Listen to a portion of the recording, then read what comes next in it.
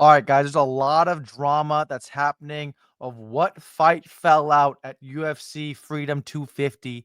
Before I start that, like and subscribe to my channel. That'll help me a lot. I'm trying to get to 300 subscribers by the end of the month. I'm almost there. Hopefully, you guys can get me there. But there's a lot of hype and a lot of drama of what's going on in this UFC Freedom 250 card, right? We have Topuria versus Gaethje's our main event. Then we have an interim heavyweight championship for Pereira versus Gane. And then again, O'Malley versus Hobby, Rufy versus Chandler, Nickel versus Dawkins, Lopez versus Garcia. That's our card for UFC Freedom 250. Everybody's wondering about the fight that fell through that Dana White announced on Nina Drama stream, which we saw Hunter Campbell and Mick Maynard get very visibly upset about in the meetings. On the UFC weigh-ins. We saw that, right? We all saw that. So let's break it down, right? Let's break it down. It's easy. So everybody thought it was going to be John Jones versus Pereira, right? I believe it was John Jones versus Pereira. I was told it was John Jones going to be versus Pereira. That's what everybody was looking forward to. That's what Dana White said. We have something so big for this card that it's going to be this. It was going to be this and Kayla Harrison versus Amanda Nunes. But Kayla Harrison, as Dana White said on a press conference, that Kayla Harrison's not ready to fight. Even though everybody believed she was going to. She had neck surgery. She canceled her bout in January. Neck surgery is not a great thing to have. Obviously, if you're a fighter, you get pulled on, headlocks, whatever it is, punched in the face. It's not great for neck surgery. We see Amir Albazi, how he's doing with his neck surgery. It's tough for him. So now that Kayla Harris and Amanda Nunes scratched off the card, right? We all believed it was going to be that. John Jones versus Pereira was supposed to happen. It was supposed to happen. Dana White said, no way. This deal was almost done, right? Not almost done. It was like negotiated to be about done. John Jones did not want to fight for an interim heavyweight championship belt. He wanted Tom Aspinall stripped. To Hunter Campbell, who deals with John Jones. Because remember, John Jones and Dana White have bad blood for many, many years. Dana White thinks John Jones is an idiot. And we all agree he's an idiot. But John Jones is one of the best fighters ever, right? And we need to watch John Jones fight, especially versus Pereira for the UFC White House card. Why not? But Dana White said, absolutely not. I don't trust this guy. Remember, he pulled out a fight when Dan Henderson was announced injured and Chael Sonnen was supposed to step up. And he said, no way we're fighting him. Greg Jackson, his former coach, says, no way we're fighting him. They had to scrap a whole UFC pay-per-view for him. And then the whole picograms happened where the Las Vegas card versus Gustafsson was moved to the LA Forum. And then also we remember that Tom Aspinall versus John Jones was a done deal until John Jones said, absolutely not, I'm not fighting him. And that's basically what happened here. So basically, Dana White was sick and tired of John Jones. He goes, I don't care, Hunter Campbell. I know you run the UFC, but I don't give a bollocks. I am not letting John Jones fight on this card. Right. And John Jones took absolute offense to it. Right. See it here. Happy Punch grabbed a quote from him. Never, ever was John Jones ever remotely in mind to fight at the White House card. And obviously, John Jones saw this. He goes, Dana White basically said, he's retired. We're retiring him because you have to remember, John Jones signed an 8-fight deal with the UFC. So the UFC owns him, right? He owns it. They own him. Whatever he wants to do. If he wants to go box, nope, you have a UFC contract. If you want to do this, nope, you have a UFC contract. They own John Jones. Anything he wants to do professionally, they have to go through the UFC. And now John Jones goes, I'm released from the UFC, laying in my bed, wrapping my head all around his perception. He's obviously very, very upset because he's like, now we never even negotiated. I literally told you I was back. There was multiple interviews that he did. He goes, I'm coming back to the UFC. I'm going to fight at the White House card. There's many, many public appearances he did talking about the White House card, that he wants to be back for that fight. And now that Dana White basically scrapped and said, absolutely not. I run the company. I know Hunter Campbell. You like John Jones. You deal with his lawyer. This is not a real fight that we're doing, right? That's what Dana White was telling John Jones and his crew, right? You're not fighting. No ifs, ands, and buts. You're not fighting. So that was basically scrapped earlier this week. They're like, all right, no John Jones. Okay. So then now they're speculative about this fight, Islam versus Ilia Topuria, right? Because everybody thought that Islam versus Ilia Topuria was going to happen because some Spanish reporters said that this was basically a done deal and Islam pulled out, right? But Spanish, remember, Spanish is the key word. Spanish means in favoritism of Ilia Topuria.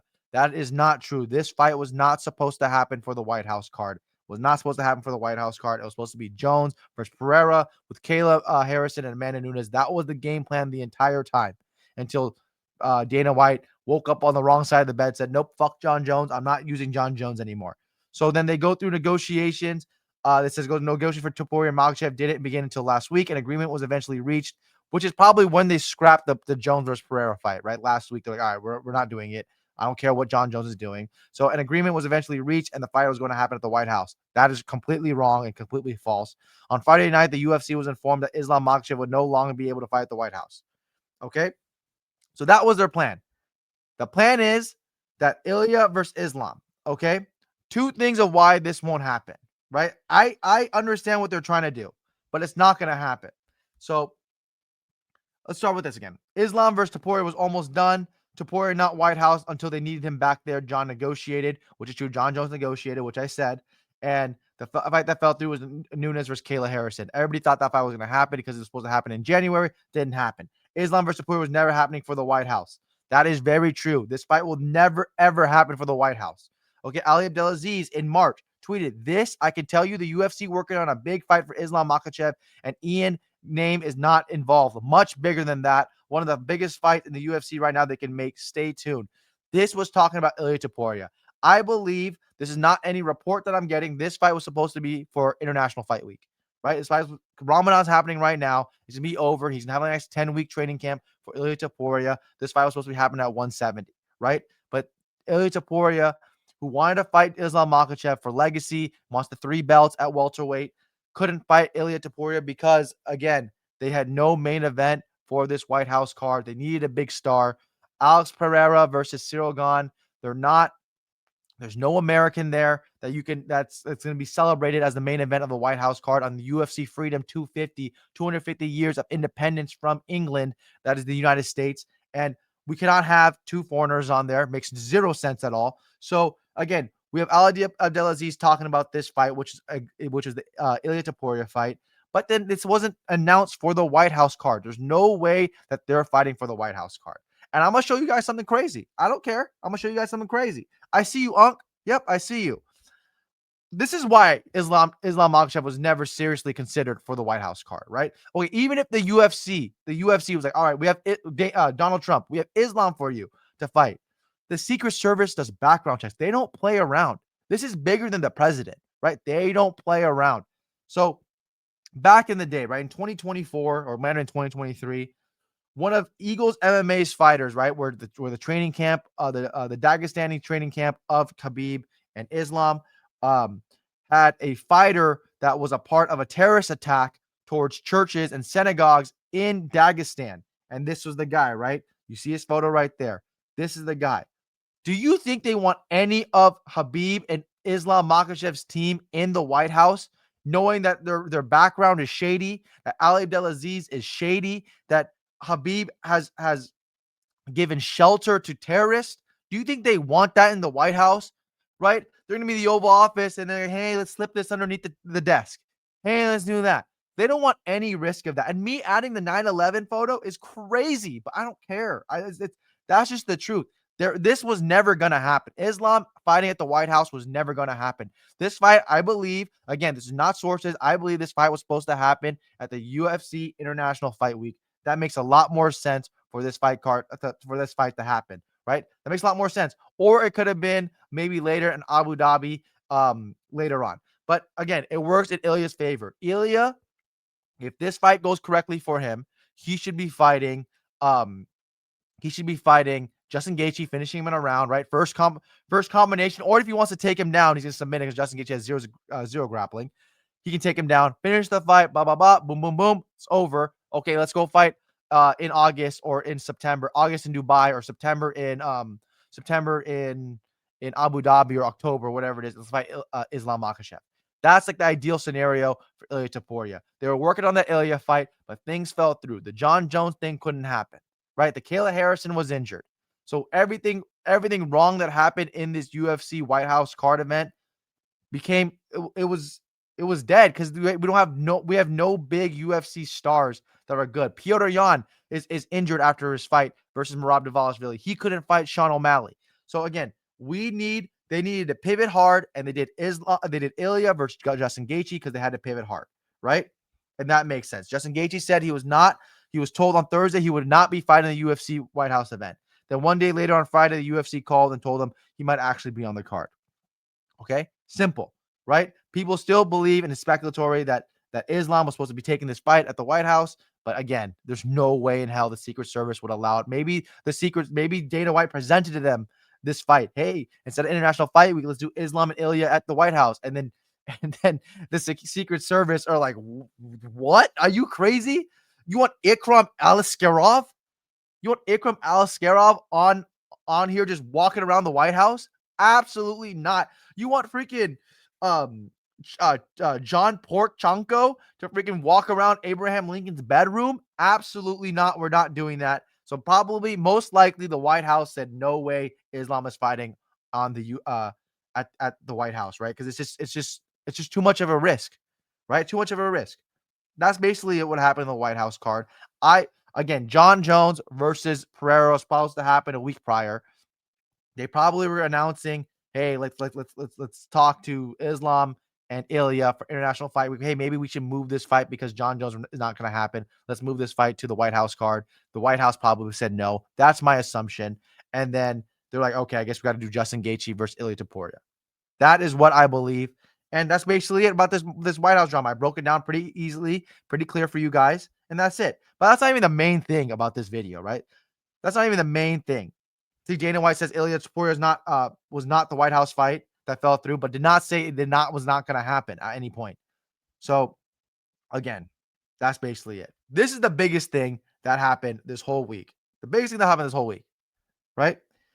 After the fight versus Charles Oliveira, where he got absolutely massacred, Max Holloway got his black belt. How the fuck did Max Holloway get a black belt after that performance? Oh, wait. Do you know the difference? What a casual. Do you know the difference between wrestling and BJJ? Do you know the difference between wrestling and BJJ? Chill. He didn't get submitted, right? Shows his submission defense was A1, top tier, definitely black belt level. How about his positioning on the ground? How about his back was always on the mat? No matter what it was, he was fully on his back, right? When he was laying in guard, could not put butterfly hooks in. Couldn't try to sweep him. Didn't try anything besides trying to hold him down and let Charles Oliveira basically milk time on top, right? Or he would give up his back, try to go to an elbow, give up his back, and then Charles Oliveira would neck crank him, try to submit him, but it wouldn't work. There was no sense of urgency with Max Holloway's legs to be used. You know, BJJ is not 1990s anymore. It's not all hand to hand submissions, right? You can use your legs. Hey, let me maybe go for a leg lock. Let me try to go X guard. Let me try to do something to off balance Charles Oliveira on top as a black belt. Maybe the Hawaiian black belts are different, but again, that is crazy that this guy got a black belt after that performance. I mean, again, his submission defense was A1. His guard was terrible, right? Him trying to move from butterfly, he got mounted 3 or 4 times. Charles Oliveira sliced through it like butter. I think Charles Oliveira was kind of being too patient. He should have unleashed with more ground and pound because Max Holloway was just trying to hold on. He said Max Holloway did not feel strong. You can say it's the weight. You could say that he's a former featherweight, but so is Charles Oliveira. You can say that he's a natural grappler. But again, if this guy's getting his black belt, who checked this black belt, brother? Who check it? I mean, this is when you need Islam Makhachev meme to say, who checks this shit? Because this is crazy. It's disgraceful, the black belt, because this is insane. Max Holloway does not deserve that black belt, especially after this performance, right? Especially after this performance. No way, no how. Hopefully you guys enjoyed this video. Like and subscribe. Thank you so much. Peace out.